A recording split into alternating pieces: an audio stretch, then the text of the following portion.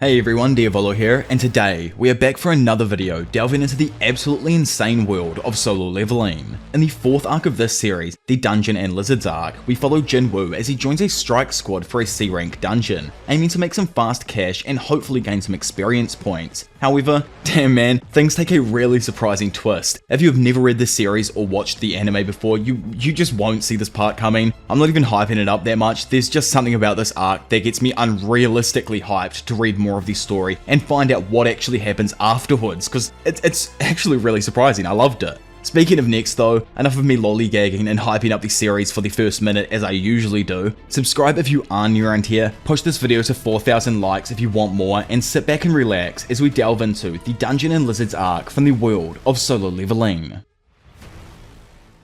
Finding ourselves back in the hospital now, we find a completely changed Jinwoo grinding out some daily training. Actually kinda crazy to see over the past few arcs how much his body has physically changed. Dude looks like a complete beast now. Entering the room, Jin's nurse is taken aback and she quickly apologizes upon encountering the topless man engrossed in his workouts. Upon closer inspection, she is amazed at the remarkable transformation her patient has undergone. Curious about his potential discharge today, she inquires, only to have Jin confirm it. Taking me completely off guard, like damn I was not expecting to see this. Before he leaves, she asks one final question, if it's possible to obtain Jin's name and number. A bit confused on why she'd even need it, the nurse tells him that he doesn't need to give it to her, but because Jin assumes that there may be some form of medical result they need to text him, obliges. Leaving the hospital now, and in Jin's apartment, we observe his sister who is in the process of putting her shoes on and preparing to leave. Just before she does depart, Jin startles her by shouting out and inquiring if she's about to head out. His sudden presence catches her off guard as she had actually assumed he was still asleep. Jin quickly explains that he's been awake for a while and advises her to be cautious due to the traffic outside. Interrupting his rambling, Sung asks if he has been working out, noticing the changes in him. To her, it looks like he's more toned out and has even grown a bit. Telling her to stop with the nonsense and take the umbrella instead, she exclaims that it doesn't even look as if it's going to rain, plus it's so heavy. Oh my lord, why in the world is this umbrella heavy? Is it made of gold or something? Demanding that she stop making such a fuss about a silly umbrella, Jin tosses it into her bag and sends her off while waving goodbye. Looking down at his status screen and still having his run, our boy is just like, meh, I'll do the sprint later on. Crazy that this 10k run he had previously, only a few chapters ago, has turned into a casual sprint for him now. Also, in only a short amount of time, his muscles have grown heaps, and for Jin, he can't really understand how his physical state is changing this much only after just starting to work out. It makes more sense to him that the status screen also actually affects his physical appearance. Since he keeps on increasing his strength stat, his body is in turn changing accordingly. At level 18, Jin has 22 times his original HP and 35 times the MP or magical power. With a strength rating of 48 and 12 remaining points to use, Jin wonders if maybe he's put too much points into strength. He thinks that, even with a high damage output, it's good to have a balance. From what he's felt so far, the synergy between strength and agility is a potent combination, so he will put some more into that stat. However, higher health is also better, and the sense stat turned out to be even better than he originally imagined. Wondering if intelligence is something that he needs to build, he knows it's related to magic, but still doesn't have a clue about its overall utility. Ending with only putting more points into strength, agility, and sense, Jin looks over to see his phone begin ringing. Not knowing who it could possibly be, Jin picks it up, only to be instantly harassed by his landlord, who hadn't heard from him in weeks. Obviously, Jin was hospitalized and completely forgot about paying his month's rent. Asking if he should delay the payments for a month to let Jin sort out his finances, Jin, like the chat he is, responds that it's fine, he'll transfer them soon. Hanging up and thinking on his double awakening, Jin assumes that if he really is an awakened person, he should be able to make money pretty quickly. If he then continues to grow at the current rate he is, he'll become a top rank hunter in no time at all. In solo leveling, hunters kill monsters to make that bag. The higher the experience, the higher the rank, and in turn the crystals that the monsters drop are worth even more. To beat a higher rank monster, you need to enter through a gate of the same difficulty. A rank boss, for example, equals an A rank dungeon. Because of that, there can be a lot of competition for the lower rankers who are all able to enter the easier dungeons. Since this is the case, most E rank hunters are never accepted by a guild, and even if they are, it never makes finding a job easier. Jin is, obviously still E rank. Like, remember when that dude showed up and the magical crystal thingy read back an MP of only 10? And since, he's never really experienced a gate above D rank, he's in a bit of a tough spot here. Dungeon runners are based on competence, and due to his title of the weakest hunter, his pickings for dungeons were extremely minimal. Questioning if he should just go ahead and get his strength reviewed again, he shoots the idea down as if people do find out about the Double Awakening, it will become a wildfire of gossip. The wider population love to gossip, and hunters for the last 10 years or so have been in the forefront of this subject. His pay would increase with the rise in his attention, but evil eyes will fall upon him, and there's no telling what they might do because of jealousy. Ending his inner monologue, Jin won't tell anyone about his power increase. Instead, he'll make money first by hopefully entering an attack force looking for more members. Suddenly spotting something on his phone, we then shoot across the city to the outskirts of a construction site as Jin makes his entrance. Seeing him arrive, one of the taller guys yells out to him before going over and shaking his hand, while also introducing himself as Hwang Dong-suk. Oh my god, my Korean brothers and sisters, that there is a name for the history books. My boy Dong-suk be out here grinding hard. Oh man, poor boy. Regardless, as Dong-suk inquires if he is the E ranker, a few nearby hunters start laughing and claim to recognize him. Mockingly questioning if his nickname is truly the world's weakest hunters, the gooners all tease him. Big Dong intervenes on Jin's behalf, telling the Muppets that they need to stop and emphasizing the importance of having enough people to enter the dungeon. When it comes to, the dungeon, as listed on the site, it's going to be hard for Jinwoo to fight since it's a C rank gate.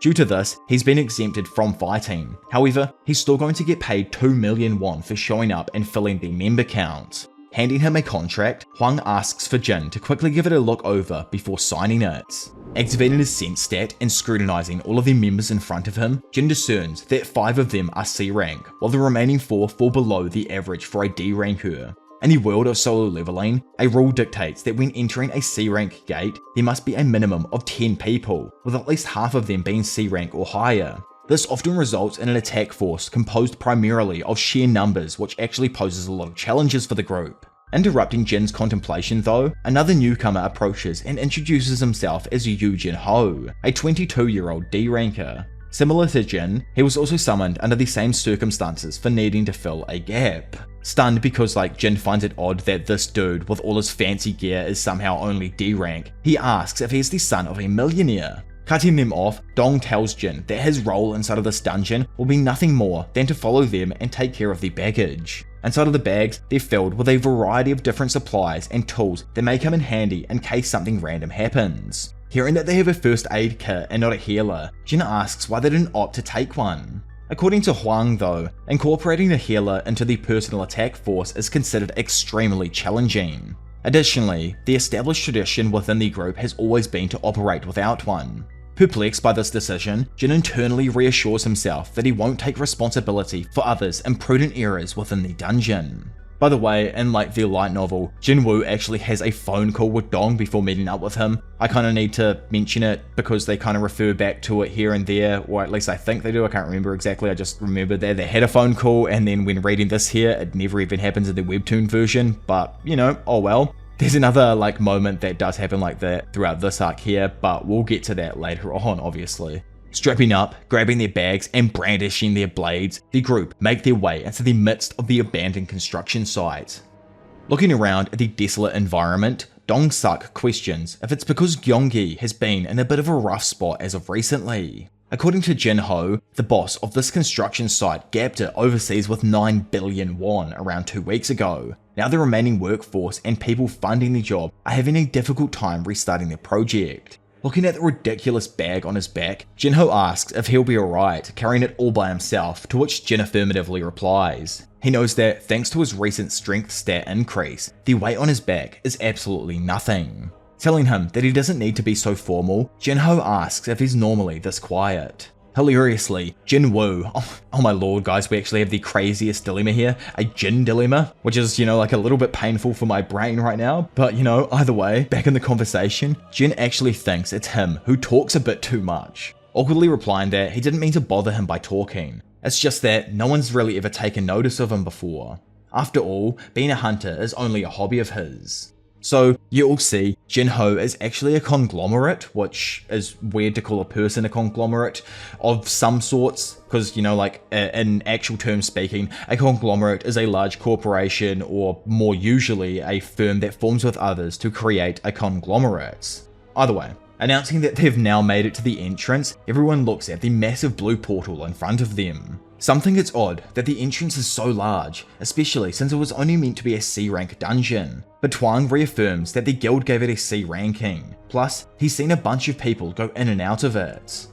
According to legend, the size of the gate isn't actually important. The important thing is the magical energy that flows from within that said gate. To judge the output, a guild will determine the amount and quality of energy it gives off before finally ranking it. There is a larger guild that takes care of everything above B rank, and apparently C rank gates, along with ones lower, are never truly dangerous. Hearing that they're about to enter the dungeon, Jinho brings out his sword and shield, stunning our Jin with just how baller this guy actually is. Looking over, he tells him that they better head in now. However, Jinwoo tells him that it's probably best they don't stick side by side. Examining the rest of the squad, it's pretty obvious that they all make a decent amount of money and are equipped with great gear. In comparison to Jinwoo's previous experiences, these hunters are a completely different breed. Inside the dungeon now, Huang doesn't like how dimly lit the place is and asks his fellow hunter Yu Huan to make some light. Creating an orb of light and illuminating the area in front of them, the group is left baffled that not a single monster is in sight. Instead, a bunch of different tunnels lead off in random directions. Usually, around the outskirts of dungeons, there are a few luminous stones, so it's odd that there isn't any of them in sight here. Looking at Jinwoo and asking if dungeons with no monsters exist, Jin tells the armored up pretty boy to be quiet. Listening and trying to sense something, Jin knows that if there are no lights, it's probably because the monsters like darkness. It isn't that there are no monsters in the place as well, it's just that they haven't appeared yet. Normally, it's hard for monsters to live in a dark place, but if they have some form of intelligence, it means it's possible the monsters don't entirely depend on sight. More likely, they move in large packs and live in the darkness, constantly charging towards any sign of light. Suddenly, as the sweat begins to form on his face, Jin hears a sound coming from down a tunnel. Screaming at everyone that it's insect-type monsters, the others all stand there baffled, wondering if they could be in a nest of some sorts. With the sound getting closer and closer, everyone begins panicking and screaming out, asking for info on what tunnel it could be coming from. Yet, and because everyone is literally like in the same situation, it's useless. Coming in clutch once more and hearing the racket approach, Jin yells out that they're coming from above. Seeing them begin to appear from the darkness, thousands of insect-like creatures begin steadily getting closer. To have any chance of fighting them, Gyuhan recognizes the need to get the insects off the ceiling. He decides to take action and blast the roof exit with a beam of light energy, destroying a bunch of them and causing a few more to drop down to the floor. Taking advantage of the opportunity, Dong-suk gets closer and activates his magical abilities, emanating a vivid red and orange hue. This captivating display draws the attention of the insects towards him. Starting to become overwhelmed, Dong yells out for the damage dealers to do their thing. Darting forth and slicing up all of the insects, the group's C-rank hunters begin making their way towards Dong. Chilling on the sidelines, Jin compliments the C-rank hunters on their versatility. Big Dong-suk is truly fulfilling his job as the group leader, and the damage dealers work excellently together. To him, it's pretty obvious they've worked together for some time. Looking at Jun-tae and Suk-min, he can't help but feel like they're sort of rough around the edges. Jin-ho is alright, it's more his equipment is so freaking good that it makes up for his lack of skills with fighting in battle. While Jin thinks everyone's doing well and examining the fight, a sneaky little bug tries to attack from behind, quickly reacting and blitzing it before anyone even notices. Overall, he finds this dungeon run a little bit frustrating. A while later, and after wiping out all of the insects around, Dong-suk asks if they want to hit the entrance up after cleaning the place out. It could take a while to fully finish the dungeon, so there isn't any need for them to exert themselves. Commanding everyone to take the magic crystals, he reminds them that they're splitting them among 9. Walking up to Jinwoo as the others grab all of the crystals, Huang asked about how it was he knew all of the monsters were coming from above. Telling him that he just had an inkling, Huang compliments Jin on his sense stats and keeping everyone safe, yet he weirdly advises Jin to pay less attention to the small things before leaving him to go and check on something else. Over with Q Huan, he explains that the wounds on a bunch of the insects weren't made by them. No blade or burn from magic was found. Instead, it seemed as if they were bitten in two. What's more, there aren't just one or two of them, but a bunch are sprawled out throughout the ones they just defeated. Wondering if it was due to like a territorial dispute, Huang comes to the conclusion that there must be a stronger monster than these ones around. Perhaps even a boss. Feeling an emotion overtake him, Huang's eyes fill with greed as he smells even more money up for grabs. Noticing the change in their leader, Jin Woo asks Jinhu about the worth of his shield and sword, mentioning that his father took extra care in him after hearing that he was participating on his first raid. Jin Woo tells him that he should be wary. He isn't exactly sure on the reason, but as he looks towards the other members of the group, he can't help but feel a menacing aura overtaking them. Throughout this world, a dungeon's size will vary. However, the rank plays no role in this. Depending on circumstances, there are times when it takes weeks just to analyze the interior, or times when it only takes a few hours to locate the boss's room. The current dungeon Jin is in is laid out like a maze, so there weren't many fights, but it was annoying to move around in. Like we know, Jinwoo is the baggage carrier and he doesn't really need to do anything to get involved in battles. To earn money without doing any fighting, Jin thought that was a pretty decent deal. Weirdly though, he recently received an unexpected warning about being aware of lizards. He didn't at the time know why the warning had appeared, but he was sure of one thing. His premonitions have never been wrong, and something just seems off with this group now. Stopping in his tracks, Huang finds it weird that they've been traveling for a while now, but haven't been able to locate a single beast with all four limbs intact. Instead, all they've found are destroyed creatures or ones that are in the process of passing. He knows there should still be a boss around, otherwise the gate wouldn't have remained open. Sensing something weird though, he tells one of his boys to bring the light up in front of the group. Illuminating what lays before them, everyone is horrified as they find hundreds of the dungeon's monsters all strung up in a spider's web. Looking into the darkness behind all of the silk, it's evident to the group that this has to be the boss's lair.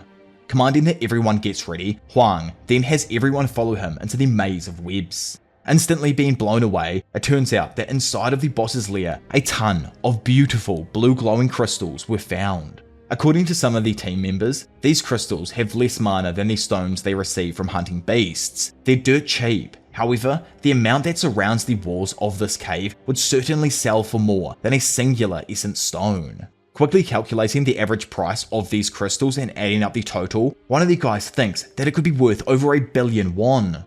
Piping up, another of the team members asks Dong Suk if this amount of money would begin to make his brother jealous. Annoyed, Yu Huan tells the dude to not mention his family, especially at a time like this.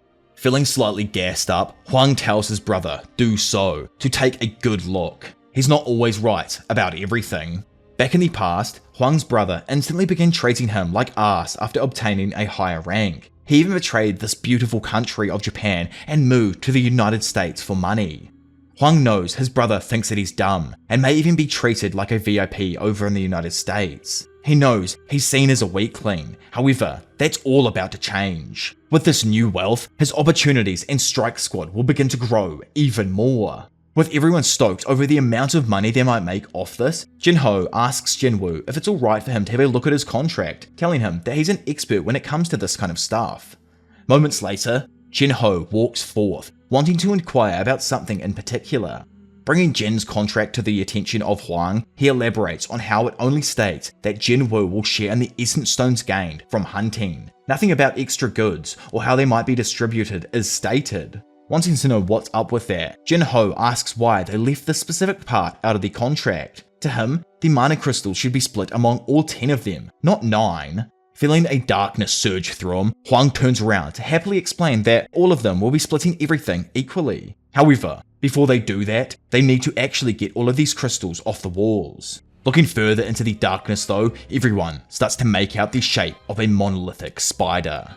Hanging there, and a blanket of its own webs perched over the small group and the crystals that lie below. Since they've just found the boss of this dungeon, Huang lets them all know that if they actually defeat the boss now, the gate will close, so before then, they need to first start mining these crystals and transport them out of here. Thankfully for the time being, the spider is fast asleep after having fed on all of the monsters, giving the group a great opportunity to begin collecting all of those said crystals. Asking if his boy Chu Jin brought the mining equipment with them, he sadly tells him that they didn't, as they never expected a C-rank dungeon to have mana crystals. Kinda odd that there's some mining equipment in Jin's backpack. Annoyed because, they've got to shoot back and grab them, Huang commands both Jins to stay back and stand guard while the rest grab all of the gear. Confused, Jinho asks for him to repeat that, but Huang reassures him that he'll be fine. He explains that due to the boss already being fed, it is currently fast asleep, and it's unlikely to attack unless provoked by an intrusion into its territory. Huang emphasizes that the two low rankers will be safe as long as they don't intentionally provoke it. Aware that it's both Jinho and Jinwoo's first time in a dungeon of this caliber, Huang turns, smiles, and reaffirms his trustworthiness. He assures them that the spider won't be a problem unless it awakens, and points out that despite their loud conversation, it hasn't even stirred the beast. Finally, Huang mentions that he really does need to go and talk with the others before leaving with them. What a dick. In Solo Leveling's world, each type of dungeon comes with specific rules and requirements. To enter a C-rank dungeon, a minimum of 10 people is necessary, as we've already been over. Jinwoo is aware that the strike squad already consists of 8 members, excluding himself and Jinho. Recalling Huang's suggestion about recruiting a healer, Jin realizes that the other members have been working together for a long time. They've likely experienced numerous amounts of C-rank gates, and from Jin's perspective, don't need to fill the remaining 2 spots in their squad. Just outside the boss's lair, Dong-suk instructs his companion that it's time to seal the entrance to the boss's room immediately. With a menacing grin, the scene suddenly shifts back to their lair as both Jin and Jinho hear something coming from a nearby exit. Rushing into the room, an explosion of fire sends rocks and debris flying throughout. This causes a massive cascade of boulders to fall down from the ceiling, sealing the entrance to the boss's lair and trapping them inside. Turning his head towards the blocked tunnel, Jinwoo remarks that it's just as he suspected. These adversaries are the lizards. In Jin's early days, he learned a crucial lesson. Lizards are absolute dicks. It's widely acknowledged that entering a dungeon is a perilous job, with accidents occurring frequently. Even if a crime were to transpire, proving it is exceptionally challenging, and such incidents are commonplace. Unlike the outside world, dungeons lack CCTV for public viewing, leaving deviant actions unchecked. Jin was taught that in this environment, the weaker someone is, the more likely they are to be discarded. Conversely, if you possess strength, others will seek you out. However, if you're deemed useless or obstructive, much like a lizard shedding its tail, you risk being cast aside. Back in the dungeon now, Jinho yells out, wondering what the hell they should do about the entrance being blocked. Pushing and trying to dislodge the boulders that block the tunnel, he knows that the other members are just trying to kill them to keep the crystals for themselves. Thinking internally, Jinwoo knows he wasn't able to stop them, and because of that, they're already caught in the trap that they created. If they tried anything beforehand though, he could tell the others were ready to cut them down. Remembering what Huang said after Jinwoo initially interfered, and understanding what it truly means now, Jin drops his bags to the floor. From memory, the guy who blocked the door, Gu Han, was a C-rank magician with light-based abilities. Examining the blockages, he can tell that escaping isn't the current problem. Now, and because of the blast, it's awoken the massive spider. Over at the entrance to the dungeon, the other members slowly begin leaving while joking that they should take a break for a bit. One of the guys asks what it is they decided to do it this way. He thinks it would have actually just been easier if they killed them back there themselves. Calling him an idiot though, Huang explains that if they did that and the spider woke up, how would they mine and move the mana crystals? Since they've left the world's weakest E-rank hunter, and a D-rank hunter who's never even fought in a raid before, he knows it's literally impossible for them to beat the boss, no matter how hard they try. For now, they wait. Once the spider has taken care of the others and goes back to sleep, then they can take advantage of it and mine those crystals. If that doesn't work, then the second option is that they have to kill the boss themselves. Remembering how dripped out Jinho's equipment was, they also state that if they can't bring all the crystals back, then at least they can take his stuff. Bringing out his phone and pondering what rich family Jinho was from, Dong-suk jokes that they should at least take care of his funeral. Scrolling through his phone, probably looking for a funeral place, he then asks Gu Han if he thinks he'd be able to take the boss out on his own. Replying that it's impossible in his eyes, Huang begins to stand back up while also agreeing with his underling's take. A boss is a boss. No matter how hard someone tries, 2 low-ranking hunters will never have a chance to make it out alive. Flashing into the lair, Jinho, perceiving himself as the powerhouse of the duo, commands Jinwoo to stand behind him as he contemplates a strategy to defeat the monstrous creature. However, as Jinwoo examines the beast, he discerns its vicious nature and realizes it's far stronger than any adversary he has encountered thus far.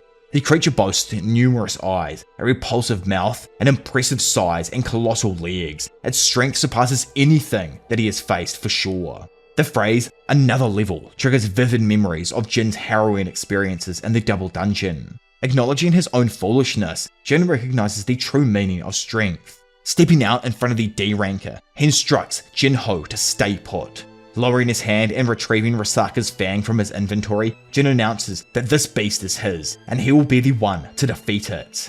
Completely baffled, Jinho questions how an E-ranker plans to take down the boss. Without providing a clear answer, Jin raises his blade in preparation for battle and instructs his fellow hunter to focus on finding an escape route.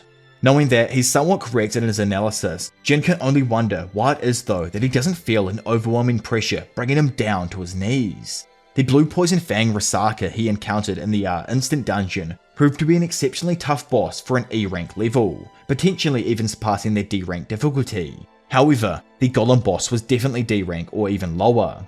In comparison to these previous challenges, the current boss appears to be unbelievably strong. Jin, noting that he does not succumb to fear in the face of this boss, speculates that he has reached a level of strength where intimidation from a C-ranked boss is no longer an issue. Smirking as the boss charges towards them, Jin, now at level 18, believes this is a fight he can win. As his companion flies forward, Jinho screams out for his older brother, only to be instantly silenced. In front of him, Jinwoo swiftly maneuvers through the air with unprecedented speeds, relentlessly stabbing the spider-like beast multiple times. Realizing that his attack worked, Jin is super thankful for having picked up Risaka's fang. Landing back on the floor and remembering the reason a hunter is called a hunter in the first place, he turns back to look at the beast, feeling like the real hunt has only just begun. Skipping back over to Jinho, who's progressively getting more and more ill as he comes to the realization that this person is an E-rank hunter. Stuck in place, he watches in awe as Jin, newly awakened, evades every attack with unreal speeds. Over with our boy, Jinwoo understands that to inflict damage with his dagger, he needs to strike as deeply as possible. Swiftly dodging the spider's attacks, he realizes it has no blind spots. Being a large spider with 8 legs, 2 more than an insect, it can easily penetrate the floor or rocks due to its size. Each attack possesses a potential threat to Jin's life, so he decides to take some time to get in close safely. Darting along the floor, Jinwoo ascends to deliver a barrage of quick but forceful stabs to the spider's face area. Stunned and perplexed, Jinho wonders about the identity of this person in front of him, an E-rank hunter. From his perspective, it seems implausible given the extraordinary movements he's witnessing. Yet, the fact that Jinwoo's submitted rank in the guild is E-rank leaves no room for denial. Still grappling with the inconsistency, Jinho contemplates whether Jinwoo could be a false ranker. In solo leveling, only a few specific hunters have the ability to control the output of their magical power and can deliberately lower their rank during the initial evaluation. Those who conceal their true powers to secure a lower rank are known as false rankers, or colloquially, smurfs. The alarming aspect of all of this for Jinho is that false rankers are typically individuals with unsettling mental states, often indulging in killing as a hobby. Observing Jinwoo's slightly heavier breathing, Jinho drops down, questioning why he agreed to come to this place. The unsettling possibility of encountering a false ranker adds to his apprehension, making him call out for his father. Caught in the midst of battle, Jinwoo reflects on the passage of time. Unsure if it's been 5 or 10 minutes since he began fighting the boss, one thing he is certain of is that his stamina is gradually depleting and he hasn't managed to inflict substantial damage yet. Summoning a part of his screen, Jinwoo notes that he has consumed 57% of the fatigue stat. Recognizing that the higher his fatigue, the lower his overall speed becomes, he realizes he can't prolong this battle any further. The urgency of the situation prompts him to consider a change in strategy. Knowing his dagger has some special abilities, he plans to use them on the beast in an attempt to gain the upper hand. So, just quickly refreshing what the effects even were in the first place, right now on Risaka's fang, he has Paralyze and Bleed. Paralyze, like the name, will stop someone in their tracks. Bleed, like if you've ever played League of Legends or similar games, will bleed the opponent's health for 1% every second. Bleed, in my opinion, is a pretty lethal ability. The fact that it doesn't say it stops implies it goes on until the opponent can bring it to an end. Either way, continuing on, Seeing the spider fall down towards him, Jin knows that the basics of raiding is to exploit the weak points. The head of the monster is naturally a weak point, and the weakest part of that area is the eyes. Getting caught by surprise, a green ooze starts to leak from the mouth of the beast before it shoots a torrent of acidic poison towards Jin that incinerates the floor below. Luckily, Jin was able to dodge out of the way and realized that even this boss was hiding its trump card up until now. Feeling like his time's going to run out if this battle prolongs for much longer, Jin tells himself to quit playing around and focus up. Faster. Willing his legs to move at an even faster speed, Jin knows he wants to close the distance even faster than he did previously.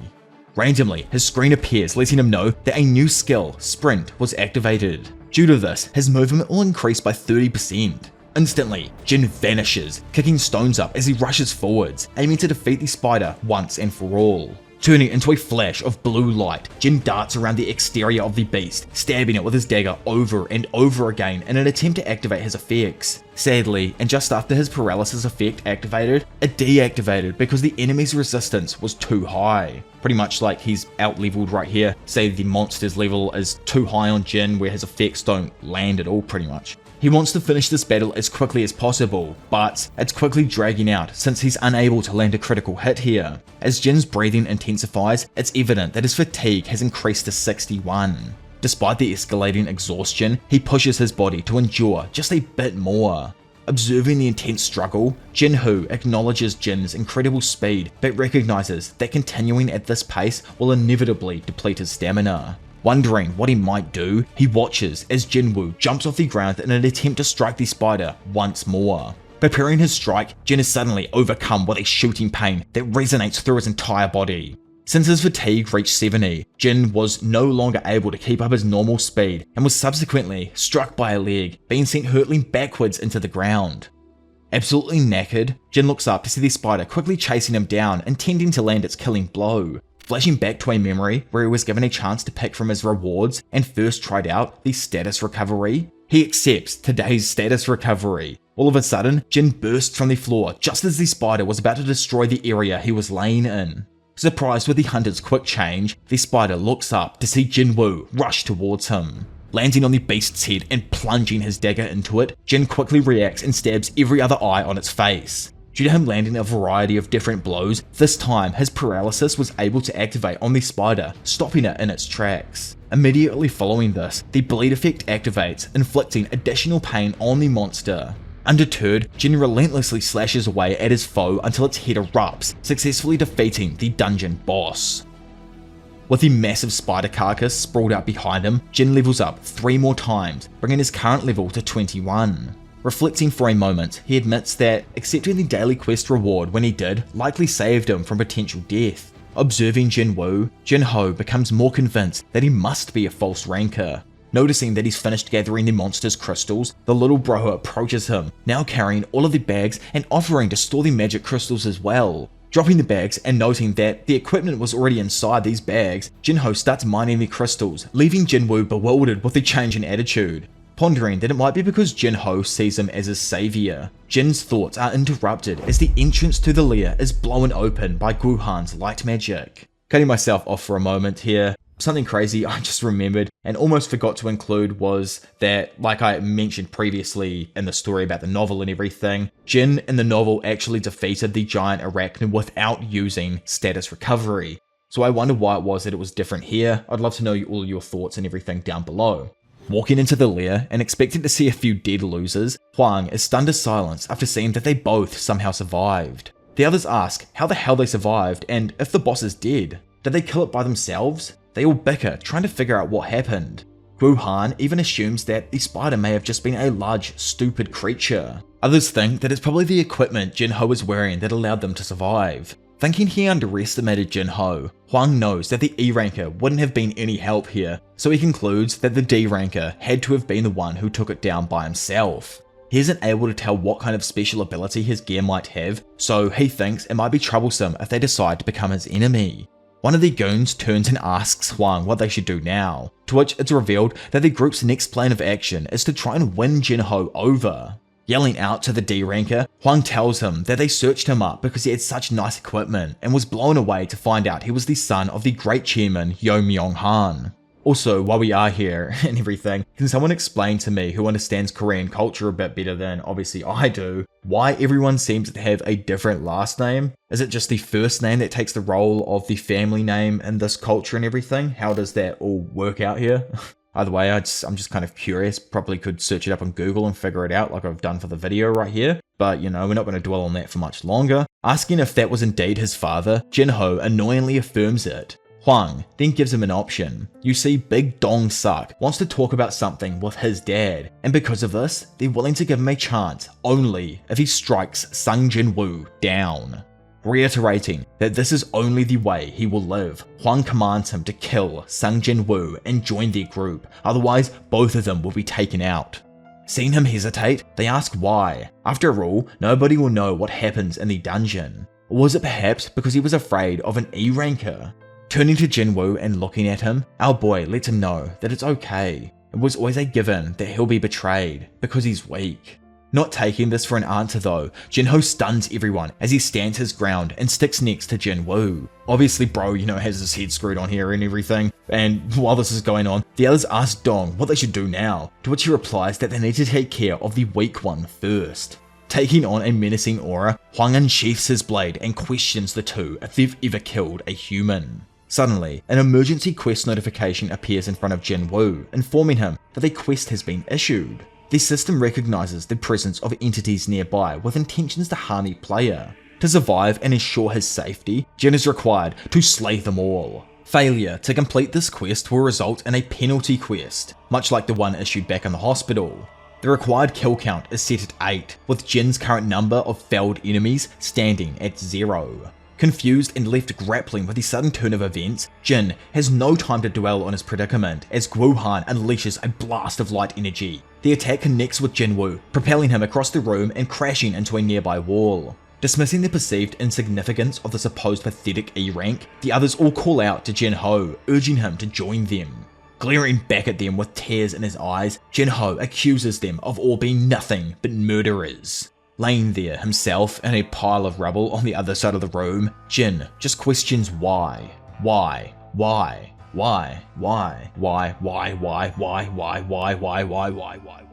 did he forget that the weak are always the first to be forgotten? This place, a dungeon, the entire thing focuses on the survival of the fittest more than anything else on Earth. Seeing the black shadows of people in the distance begin to get closer, Jin understands now. It's just that his thinking was completely wrong up until this point. Every single time he entered a dungeon, he stepped past his limits. He was healed, and he still entered a dungeon once again. For some bizarre reason, he always mistook this place for a safe one. Now, and only after seeing that the system is forcing him to murder this enemy, he has realized it. When there is a threat, you kill if you don't want to be killed. This isn't a coincidence nor goodwill. This is what the system needs, a strong Jin-woo. With an HP of only 1360 out of 2600 and blood pouring from his forehead, Jin-woo regains his footing and fixes his sight upon the enemies in front of him. In a moment of realization, Jin acknowledges what he's about to do won't make him physically stronger. However, he has come to understand that the system desires him to become powerful. Clarifying for those who may be confused, Jin is referring to the system signaling him out alone and pushing him to be that guy, the Himothy of this domain. Grinning and declaring that the system utilizes him and in turn he will utilize the system, it skips over to the gang of lizards as they all joke with Guohan, telling him that it's embarrassing he wasn't able to kill an E-ranker with a single shot.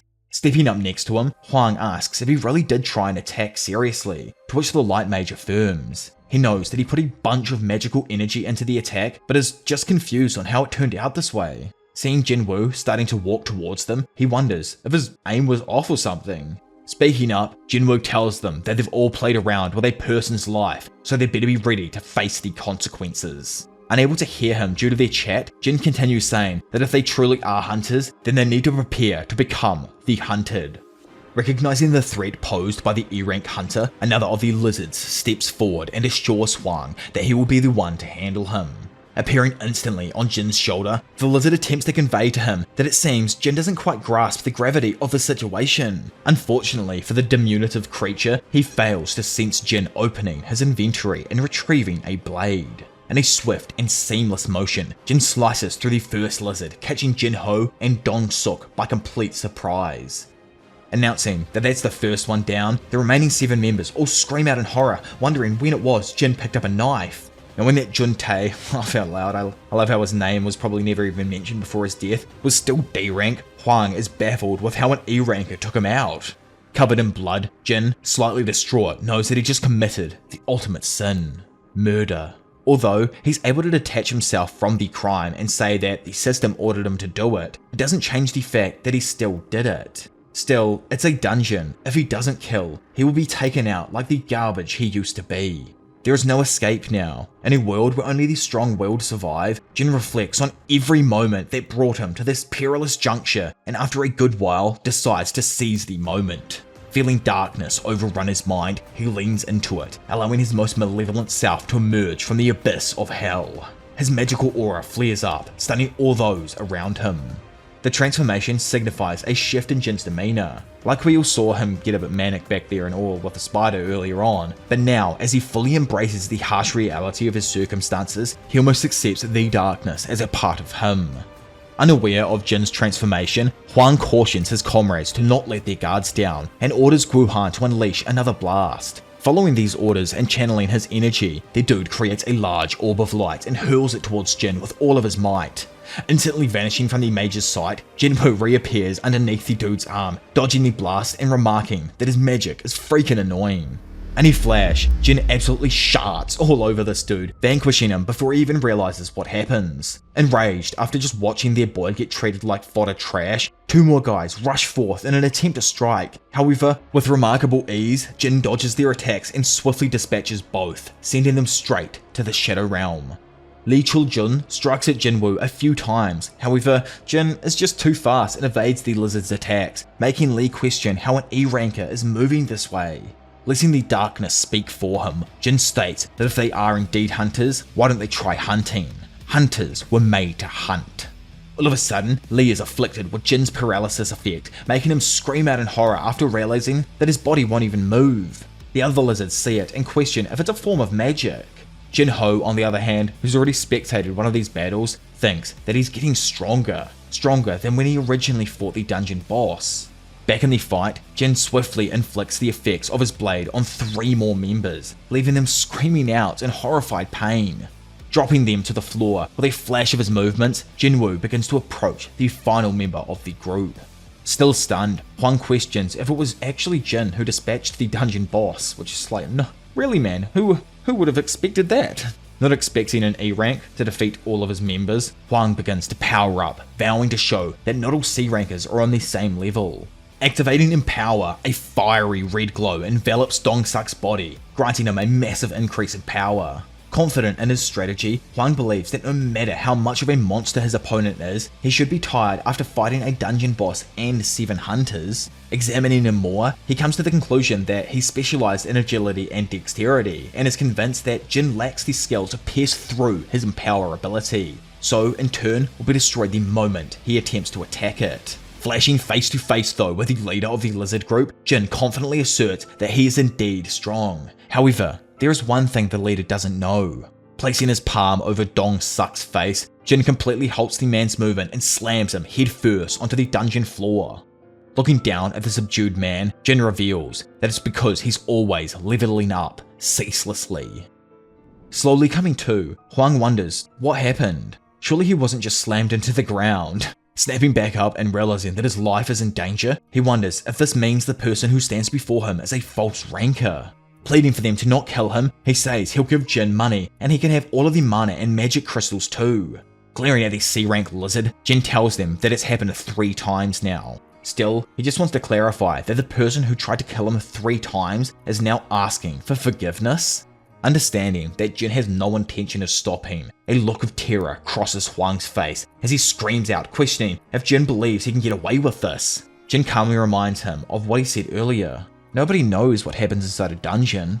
Despite Hwang's insistence that Jin will never get away with this, and him not knowing who his little brother truly is, Jinwoo pays no attention to what he says and abruptly ends the conversation along with the life of the final lizard.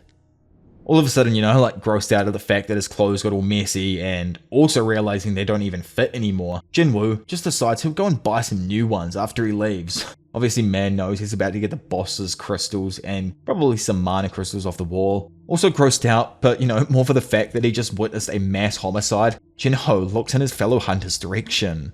Pointing out that due to them defeating the boss, the dungeon is closing quickly, Jinwoo has the other Jin follow him towards the exit. Simultaneously, a new reward screen appears in front of Jin, letting him know that he has completed the emergency quest and received a new reward. Accepting the reward, Jin is given 3 new rewards to choose from at any time. Picking the third skill out and accepting it now, Bloodlust is activated as a new skill instantly. This ability uses 100 mana, but is able to put a selected target or targets in a state of fear for 1 minute, along with another effect of fear that lowers everyone's stats by 50%. Skipping away from everything here though, and going over to the good old United States of America, more specifically Washington, we find a bulky man waking up and randomly wondering what time it was in Korea. Guessing he must have had a bad dream or something, tears roll down his cheeks and he places his hands upon his now wet eyes. That was a step and a half up for the series.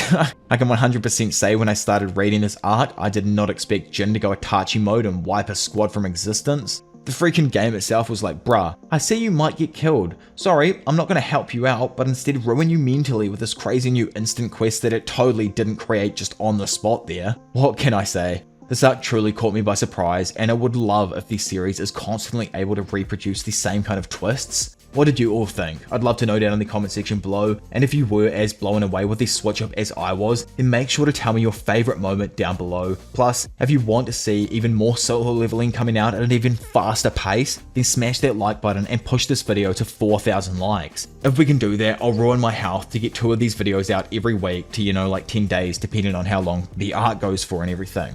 Of course, at the end of the day, if you have enjoyed these videos and want to watch a bunch more just like it for a variety of different series, then make sure to subscribe. I'd absolutely love it if we were able to push past 300,000 subs this year and keep the channel's insane growth. Either way, for now it's been your professional degenerate Diavolo, and I love you all, and I'll see you in a bit.